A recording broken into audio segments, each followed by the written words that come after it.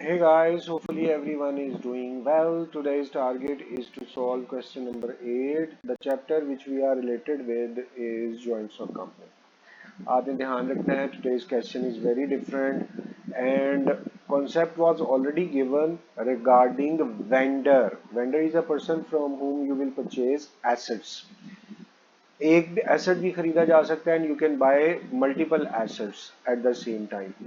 आज हम ये सीखेंगे कि if you are buying purely assets and then instead of payment you are ready to issue your shares.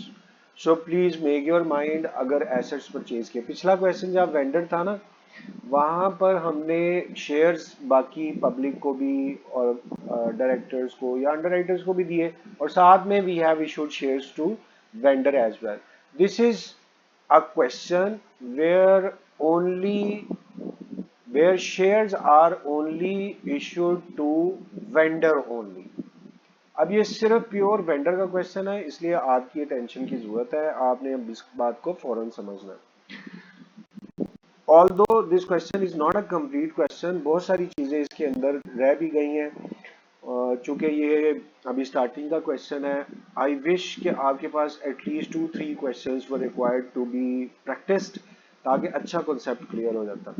लेकिन ये एक ही क्वेश्चन है जिसमें शेयर्स इशू किए हैं तो आपको एक ही क्वेश्चन को ध्यान से और अच्छे तरीके से समझना. Alright, we are ready to start. Imran Textile acquired a business of Messrs. Noor and Sons. The assets and liabilities of Noor and Sons book value is given here. Now please note, whole business has been purchased from Noor. All assets are purchased, but surprisingly, business has liabilities as well. So liabilities are also acquired. क्या बोल रहा हूँ, assets भी खरीद रहे हैं और liabilities भी एक्वायर कर रहे हैं. अब अगर सारी अमाउंट की एसेट्स की आप परचेज कर लें और वो कहे जी 20,000 रुपए का एक बिजली का बिल भी है वो देना है, तो आप उसे क्या बोलोगे? ओके, ये जितने एसेट्स की कीमत है ये निकाल दो और बाकी की पेमेंट मेरे से ले लो. I am repeating this thing. Let's say you have bought these 4 assets from the vendor and suddenly he is informing you that there is a bill which is still payable for 20,000.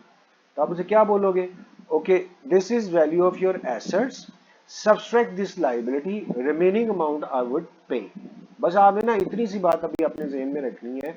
Assets खरीदे, उसने liabilities भी बताई, तो आप कहेंगे कि asset की value में से ये जो लाइबिलिटी है मैं माइनस करूंगा और बाकी की पेमेंट मैं तुम्हें कर दूंगा. So I am sure you people have understood. अब सबसे पहला काम आपका ये है, कंडीशन लिख दे. Whole business is acquired. तो आप क्या लिखोगे? पूरा का पूरा बिजनेस ही आपने एक्वायर कर लिया.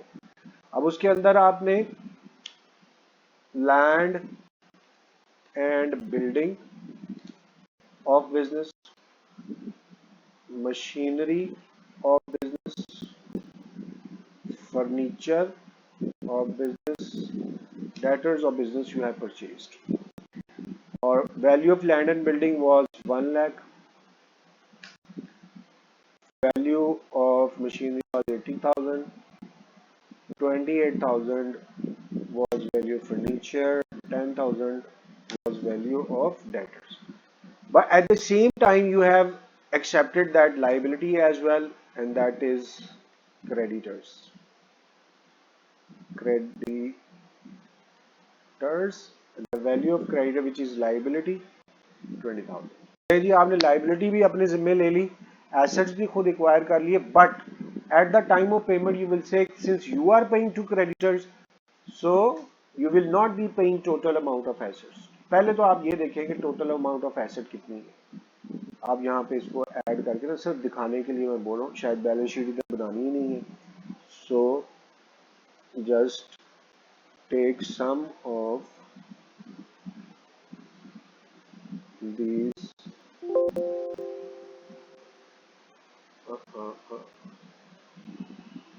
सम ऑफ ये जो 4 एसेट्स आपने परचेज किए ना, पहले देखते हैं ये कितने के. अच्छा जी, एसेट्स है 2,18,000 के और उसके बाद ये जो 20,000 की लाइबिलिटीज भी उसने अपने जिम्मे ले ली है. तो आप क्या बोलोगे? You are not going to pay whole 218,000। अब आपको पहली एंट्री क्या थी जब आपने मशीन परचेज की थी on credit, so that was machinery to vendor.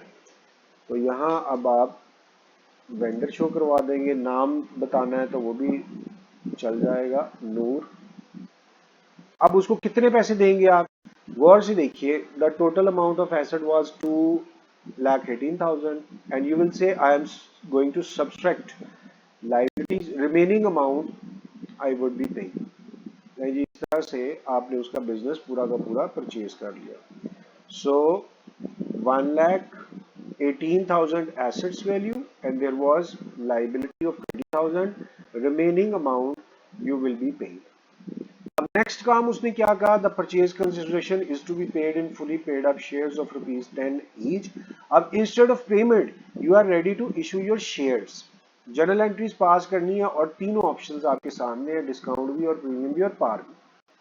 अब आप यहां पर सबसे पहली ऑप्शन एक्सेप्ट करें, shares allotted to vendor at par. तो आपने शेयर्स अलॉट कर दिए वेंडर को और उसकी सिंपल एंट्री क्या होगी, vendor to share capital, vendor to share capital. अच्छा, स्टेप बाय स्टेप करते हैं। मैं तो सोच रहा था मैं आपको तीनों एंट्रीज लिख दूं, लेकिन बहरहाल शेयर्स अलॉटेड टू वेंडर। अब आपने एक बात याद रखनी है कि never ever change the amount of vendor. Vendor तो यहां पर भी आना है, वेंडर यहां पर भी आना है। अच्छा, लिख ही लेते हैं। दूसरी ऑप्शन के अंदर ये था कि you are going to allot shares on discount, so discount आप डेबिट साइड पे लिखेंगे और फिर टू शेयर कैपिटल, इसी तरह से to premium on issue of shares और टू शेयर कैपिटल लिख दें। एंट्रीज तो आपको पहले से ही डिस्कस हुई हैं, लेकिन अब आपने इसको समझना है कि अमाउंट कैसे पोस्ट करेंगे जबकि अमाउंट अवेलेबल ही नहीं है। ऑलराइट, तो मैं कोशिश कर रहा था ये अलाइन हो जाए। अच्छा, जब सबसे पहला सबक आपने सीखा है वो मैं इधर लिख रहा हूँ। मैं ये रफ वर्क के लिए यूज कर रहा हूँ ये पूरा area, because you are not going to use it for balance sheet. So here first thing you will write and that would be never ever change the amount of vendor। चाहे discount है, premium है, you are not going to change the amount of vendor. Why? अगर आपने उसको 198 देने हैं तो क्या आप उसको 200 दोगे? Your answer would be no. अगर 198 देने हैं and you are offering him for 196, तो क्या वो एक्सेप्ट करेगा? आप फिर बोलोगे नो। तो ये हो ही नहीं सकता कम या ज्यादा। You will have to pay exact amount which was declared as purchase consideration। हमने पहले ही डिसाइड कर लिया 198,000 is purchase consideration। So in a very simple way, आप अगर if you are going to allot shares on par at par, अभी 198 आप पे करेंगे और 198,000, और at the time when you are issuing shares at discount तब भी 198 आप पुट करेंगे, और इन केस जब आप शेयर्स प्रीमियम पे लॉट करेंगे even then you will be paying 198। So this is the basic lesson you will learn. either shares are allotted at par, shares are allotted at premium, or shares are allotted at discount। आपने क्या बात याद कर ली कि you are not going to change the price of vendor. Narration भी हम साथ में पुट करते हैं। अभी हम सिर्फ इसको समझ रहे हैं, एंट्री तो अभी हमने की नहीं कोई भी, सिर्फ अंडरस्टैंडिंग क्रिएट कर रहे हैं। और वो यही है कि if vendors amount has been decided as 198, in all cases you will be putting the same amount, और रीजन भी मैंने आपसे डिस्कस कर ली। अच्छा जी, अब शेयर कैपिटल कैसे निकालते हैं? For that purpose first we will write the formula of share capital. वो कैसे निकलेगा? Shares multiply by face. अच्छा, फेस वैल्यू हमें पता है because it has been described over here. Shares of ₹10 each. Unfortunately आपके चैप्टर में मेजॉरिटी ऑफ शेयर पर share price is 1. In majority of questions the per share price is 10. वही face price आप यहाँ use करेंगे। अब आप पूरे क्वेश्चन में ढूंढ लें कि उसको नंबर ऑफ शेयर्स कितने दिए, वो तो डिस्कस ही नहीं हुआ। तो आपको याद है हमने पहले एक दफा फॉर्मूला डिस्कस कर लिया था और इसको रिपीट बहुत दफा किया था। If number of shares are missing what you will do, पहले आप लेंगे जो अमाउंट है उसको आप फिलहाल परचेज कंसिडरेशन भी कह सकते हैं, या जो वेंडर के आगे अमाउंट लिखी हुई है उस अमाउंट को आप पिक करेंगे। ये पहला स्टेप है, मैं इसको पहले अंडरलाइन कर लूं। So amount of vendor, this is your first step and then you will divide it. अब आपको डिवाइड किस पे करना है, पर शेयर प्राइस। ले जी, ये पहले भी डिस्कस हो चुका है लेकिन अब आपने दोबारा ये अच्छी तरह समझ लेना है। If number of shares are missing, so amount of vendor that would be 198 198 198, और चूंकि ये price would be different in all three entries. When you are allotting your shares at par, when you are allotting your shares at premium, price would be different. So for each entry you will calculate number of shares in a different way. करना कैसे है, जो amount 198 लिखी हुई है हर entry में पर share price पे आप डिवाइड करते जाए, वहां से आपको अमाउंट में नंबर ऑफ शेयर्स मिल जाएंगे। अब इसका मतलब है कि मैं चूंकि यहां कर रहा हूं, इसको थोड़ा सा हटा के नीचे करते ताकि मैं हर एंट्री के सामने आपको लिख कर दूं, तो that would be more beneficial. अच्छा, इस पहली एंट्री में एक प्रॉब्लम जो आ रही है ना, शेयर्स मल्टीप्लाई बाय फेस, वो बहुत आसान है क्योंकि आपको डेबिट की अमाउंट पता है तो क्रेडिट की अमाउंट डायरेक्ट वही होगी। सो 198 यहाँ 198, क्योंकि है ही दो चीजें, मगर इसके बावजूद भी प्रैक्टिस के लिए ना हम इसके नंबर ऑफ शेयर्स कैलकुलेट करते हैं। तो नंबर ऑफ शेयर्स के लिए क्या फार्मूला अभी हमने डिस्कस किया है, what you will do, amount of vendor divided by पर शेयर प्राइस। अच्छा जी, अब आपके सामने यहाँ अमाउंट है दैट इज 198,000 और आप इसको डिवाइड करेंगे शेयर सेल प्राइस से। शेयर की प्राइस या sale price one of the same thing. 10 रुपए का एक शेयर है and you are allotting this share for rupees at par, तो वो भी 10 होगी, तो इसका मतलब है सेल प्राइस आपकी 10 आ गई। अब दोबारा आप समझे, पर शेयर प्राइस का दूसरा मतलब है सेल प्राइस। तो मैं काटने को नहीं दिल कर रहा वैसे, लेकिन चले आपने दोनों याद रख लिए। सेल प्राइस, अब सेल प्राइस 10 क्यों है, because you are selling this share और allotting this share at par. Original price is 10 which is described over here, ये बताया हुआ है कि 10 रुपए का, और एट पार का मतलब है कि 10 की चीज 10 की बेच। अब यहाँ पर नंबर ऑफ शेयर्स फिर देखिए कितने आ रहे हैं, 198 was amount of vendor divided by 10, तो आपके पास 19,800 शेयर्स आ गए। अब आप फार्मूले पे अप्लाई कर लें। फार्मूला इसलिए लिखा ताकि हम क्वेश्चन कोई भी है वो चेंज ना हो। देखिए, you have written the same formula in first question and you are writing the same formula in this current question, no change. How many shares, वो हमने 198 19,800 वो निकाल लिया, और फिर आपने इसको मल्टीप्लाई करना फेस प्राइस कितनी है 10। अब मैं जैसे आपसे कह रहा था कि ये वाली एंट्री में तो कैलकुलेट करने की जरूरत नहीं है because debit and credit would always be equal, फिर भी हमने किया 198 19,800 और मल्टीप्लाई बाय 10, तो आप देखें ऑटोमेटिकली दोनों चीजें बराबर हो गई। जी, अब यहां से लेकर ये वाली जो वर्किंग है ये एक क्वेश्चन की है, यानी एक एंट्री की है। मैं इसको ना अलहदा शो करा देता हूँ ताकि वर्किंग में आपको परेशानी ना हो। सो this is your first entry, और उसके लिए आपने जिस तरह कैलकुलेशन की है वो संभाल के अपने दिमाग में रख ले। First step was to calculate number of shares, ऐसे नंबर ऑफ शेयर्स निकाले and then you have applied the formula.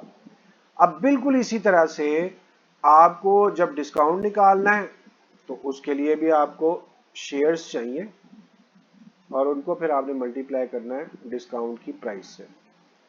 और कैपिटल का अभी अभी आपने फॉर्मूला लिखा है, और वो फॉर्मूला चाहे कोई भी एंट्री हो वो चेंज नहीं होगा। शेयर्स मल्टीप्लाई करना है फेस वैल्यू से। अच्छा जी, अब इसी तरह से प्रीमियम का भी फॉर्मूला चलो थोड़ी देर में करते हैं। अब यहाँ पर आपके लिए जो बहुत स्पेशल चीज सीखने की वो ये है कि when you have allotted your shares at par, the number of shares will be calculated separately, and at the time when you are doing shares allotted at discount, number of shares would be calculated again. तो क्या कोई बताएगा कि number of shares दोबारा हम क्यों calculate कर रहे हैं? उसकी रीजन ये है कि आपने डिवाइड करना है सेल प्राइस पे। Sale price at par would be different to sale price at premium. तो आप डिफरेंट नंबर ऑफ शेयर्स निकालेंगे, फिर यहाँ पे दोबारा फार्मूला लिखते हैं नंबर ऑफ शेयर्स, और कैसे निकालते हैं? अमाउंट ऑफ वेंडर, और डिवाइड करना है इसको आपने सेल प्राइस के ऊपर। अच्छा जी, अमाउंट तो हमें पता है दैट वुड ऑलवेज बी 198, वो तो चेंज करनी नहीं है आपने। अब सेल प्राइस पे डिवाइड करना है, तो यहाँ इसकी सेल प्राइस आप कैलकुलेट करें, वो कैसे निकलती है? Sale is equal to face, और चूंकि डिस्काउंट है तो फेस में से डिस्काउंट आप लेस करेंगे। अब देखें जरा कि आपकी फेस प्राइस कितनी है? 10, और डिस्काउंट कितना है? वो यहाँ पर लिखा हुआ है एट 10% डिस्काउंट। तो here you will calculate minus, फिर ब्रैकेट ओपन, 10% किसका निकालना है? फेस वैल्यू का। 10 multiply by 10 divided by 100। Okay, अब देखिए इसके दो पार्ट्स आपको नजर आ रहे हैं। फेस में से डिस्काउंट निकालना है, तो ब्रैकेट से इधर face price and then discount. Discount was 10%, जो कि फेस वैल्यू का ही आप कैलकुलेट करेंगे। तो अब फाइनली आपकी यहाँ पर कैलकुलेशंस होंगी, और वैसे तो जुबानी भी हो सकती हैं, और यहाँ पर आप चूंकि हेल्प ले रहे हैं एक्सेल की, ले जी 9 आ गई। अब उसकी रीजन क्या है? 10 मल्टीप्लाई बाय 10 ओवर 100 1, और 10 माइनस 1 9। आपने अब ये चेक किया है कि sale price at this entry where shares were allotted at par it was 10, but at discount sale price had become 9। तो आपने अब जब नंबर ऑफ शेयर्स निकालने हैं तो सेल प्राइस हो जाएगी 9। अब नंबर ऑफ शेयर्स भी निकाल लें, 198,000 डिवाइडेड बाय 9, तो 20,000 शेयर्स इसके निकल आए। अब आप वैल्यूज पुट करना शुरू कर दें। पहला formula shares multiply by discount. Discount में आपने नंबर ऑफ शेयर्स ये निकालने हैं 22,000, then you will multiply it with discount. Discount कितना आया था? 10 मल्टीप्लाई बाय 10 ओवर 100 1। तो इस तरह से आपकी ये वाली वैल्यू आ गई। अब आप देखिए मैजिक क्या होगा, इतनी डिफरेंट वैल्यूज के बावजूद भी 198 इक्वल आएगा हर दफा। सो 22,000 मल्टीप्लाई बाय 1, देन आप कैलकुलेट करेंगे शेयर कैपिटल की value. How many number of shares?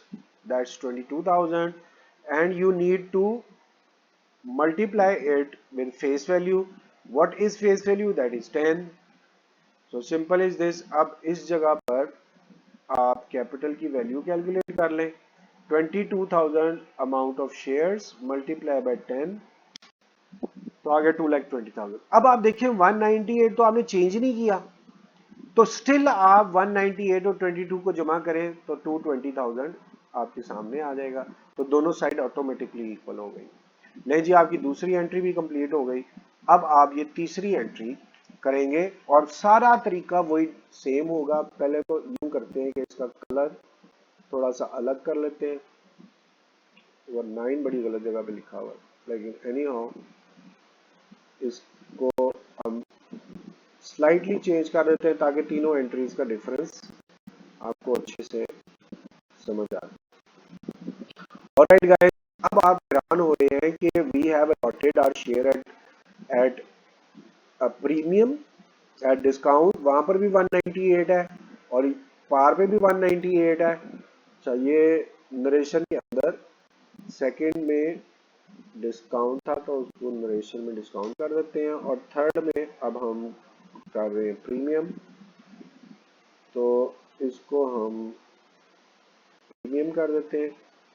अच्छा, मैं आपसे क्या बोल रहा था कि you can see that when you have allotted your shares at par, the price given to vendor was 198. Next you have allotted your shares at discount, लेकिन again 198,000.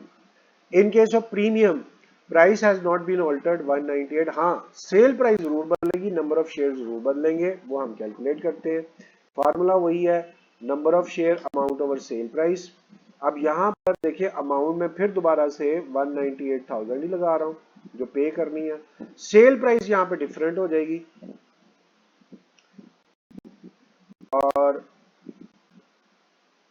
हमने क्या किया, अमाउंट थी 198,000, अब हमने डिवाइड करना है सेल प्राइस पर, और सेल प्राइस जैसे ऊपर कैलकुलेट किया ना, इसी तरह से इधर भी सेल प्राइस कैलकुलेट करेंगे।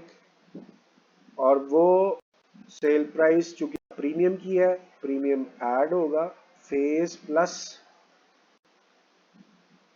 प्रीमियम।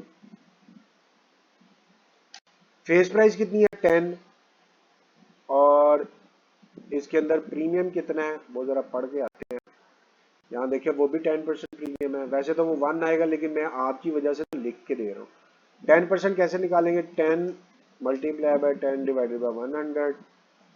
वेरी वेरी सिंपल, आपकी चूंकि ये प्राइस प्रीमियम की है और प्रीमियम के अंदर 1 आ रहा है, उसको ऐड करना है, तो प्राइस क्या बनेगी, 10 प्लस 1 बन जाएगी, एंड दैट वुड बी 11। और से देखिए 10 multiply by 10 over 100 1, then plus 10, तो वो 11 हो गया। देखिए जी, प्राइस जब डिस्काउंट की थी तो वो 9 हो गई, पार पे इट वाज 10 एंड प्रीमियम पे इट इज नाउ 11। अब वही फार्मूलाज हम इधर लगाएंगे। प्रीमियम कैसे निकालते हैं, shares multiply bye premium. Shares अब हम यहाँ पे कैलकुलेट कर लेते हैं, और उसका फार्मूला क्या है, amount over sale price.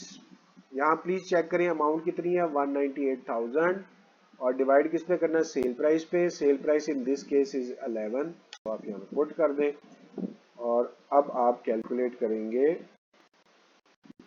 198,000 divided by 11, तो वो आपके पास आई 18,000। ये नंबर ऑफ शेयर्स आपने कैलकुलेट कर लिए हैं। तो अब 18,000 मल्टीप्लाई बाय प्रीमियम, प्रीमियम कितना है 1, तो वो तो फिर वही आ जाएगा, और चूंकि ये प्रीमियम है, लाइबिलिटी है, क्रेडिट साइड पे आएगा, तो 18,000 मल्टीप्लाई बाय 1 18,000 आ गया। अब secondly you need to calculate your capital, और उसके लिए आपने नंबर ऑफ शेयर्स 18,000 कैलकुलेट किए, multiply by face which is 10, तो आप मल्टीप्लाई कर दें। अब फाइनल कैलकुलेशन आपने करनी है 18,000 मल्टीप्लाई बाय 10, तो वो 1,80,000 आ गया। अब आप चेक करें कि 180,000 और 18,000 वो फिर 198 हो गया। अब आपने 3 केसेस पढ़े हैं, और तीनों केसेस में without changing the amount of vendor you have made your entries and followed the same formulas which we were using in the first question, shares multiply by face, shares multiply by face। आपने उन formulas को change नहीं किया जो आपने पहले question में किए, shares multiply by face value, or still debit and credit are automatically been equalized. So this is very interesting question, very important question as well। आपसे रिक्वेस्ट है कि प्लीज इस क्वेश्चन को 3-4 दफा कर लें, और करने के बाद if you feel anything difficult I am here, you can ask your question, I will humbly be trying my best to answer your question quickly.